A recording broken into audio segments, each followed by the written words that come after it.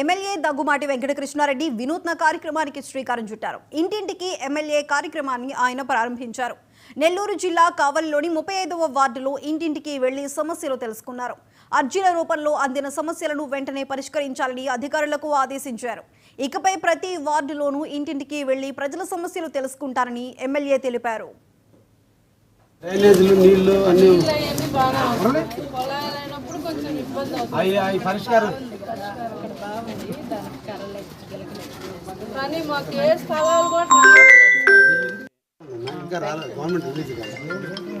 Government release చేసి application పెట్టి కొత్తది ఇంకా శాంక్షన్ మీరు గవర్నమెంట్ డెత్ సర్టిఫికేట్ కొత్త పెన్షన్ రావాలి ఇంకా రాలేదు. వేరే ఏం చదువుతున్నారు?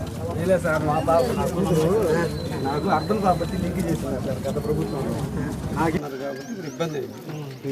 ఒక భార్య వాళ్ళ పిల్లలే పెట్టుకుంటే మీకు అన్ని పథకాలు వస్తాయి. అవి కార్డులు రావాలి. అది నేను చేసేది గవర్నమెంట్ నుంచి రావాలి.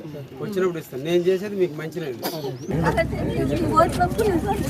అనుమతులు రాగానే అవన్నీ కూడా ఇప్పిస్తామని వాళ్ళందరూ కూడా మేము మాటిచ్చి ఈరోజు ఈ ప్రాంతంలో సందర్శించడం జరుగుతుంది.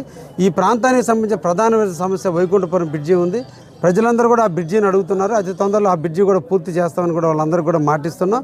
ముఖ్యంగా ఇక్కడ ఉన్నటువంటి ఏ రోడ్లు అయితే డ్యామేజ్ ఉన్నాయో లేదా డ్రైనేజీలు డ్యామేజ్ ఉన్నాయో వాటన్నిటిని కూడా టెంపరీగా ఈరోజు ఎక్కడ కూడా ప్రజలకు ఇబ్బంది లేకుండా అసౌకర్యం జరగకుండా ఉండే విధంగా ఈరోజు ఈ కార్యక్రమంలో అన్నింటినీ కూడా శాంక్షన్లు చేస్తున్నాం. సుమారు వార్డుకి 10 లక్షల రూపాయలతో చిన్న చిన్న ఇమ్యూనిటీస్ అన్నింటినీ కూడా ఏర్పాటు చేస్తే ప్రజలకు ఎటువంటి అసౌకర్యం జరగకుండా ఉంటుందనే ఆలోచనతో ఇంటింట ఎమ్మెల్యే కార్యక్రమంలో భాగంగా ఈరోజు నిధులు కూడా ఈ ప్రాంతానికి వెచ్చించడం జరిగింది.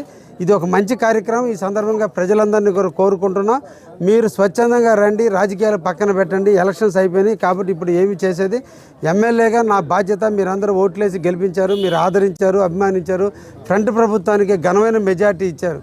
కాబట్టి ఈ ప్రాంతానికి అభివృద్ధి చేసే లక్ష్యంగా మేము ముందుకు వస్తున్నాం. తప్పకుండా మీ ప్రాంత సమస్యలన్నీ కూడా మా దృష్టికి తీసుకురానని చెప్పి ప్రజానికి కూడా తెలియజేస్తున్నాం. వారి నుంచి కూడా మంచి స్పందన వస్తుంది. అందరూ సాధారణంగా ఆహ్వానిస్తున్నారు. వాళ్ళ సమస్యలు కుటుంబ సభ్యుడికి చెప్పినట్టుగా చెప్పుకుంటున్నారు.